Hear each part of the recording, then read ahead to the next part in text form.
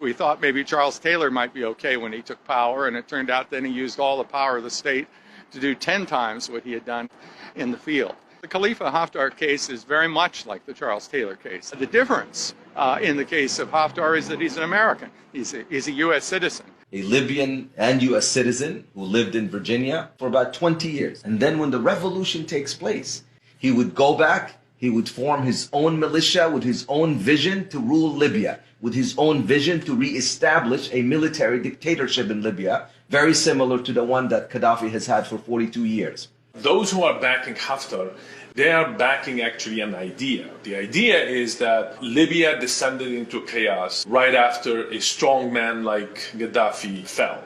And so they try to portray Haftar as being that leader, that strong military person who's going to bring peace and stability in Libya. He is not the solution, but actually the obstacle for Libya to be free, to be peaceful, to be stable. We have evidence of these war crimes that he's committed. This is a man who is power hungry. He has done crimes that are unspeakable in their magnitude. Not fighting according to the laws of war, targeting areas indiscriminately, engaged in killing people that have surrendered and that are prisoners or suspect. Who's willing to kill his own people, and he did. Who's willing to bomb innocent civilians, and he did. We see the mass graves where innocents have been tortured and killed and buried. Bombing hospitals, destroying refugee centers. Facilities that need to be protected, that have been protected under international law for 150 years. When the Libyan-American Alliance recognized the magnitude of the destructive role of this man, the Libyan-American Alliance took it upon itself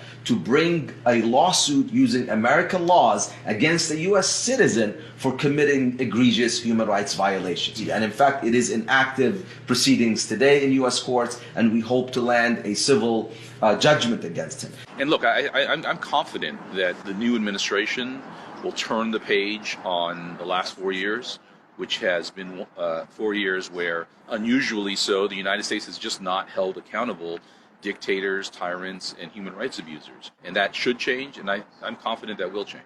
We want to know what happened. The truth is oftentimes a necessary prerequisite to long-standing and sustainable peace.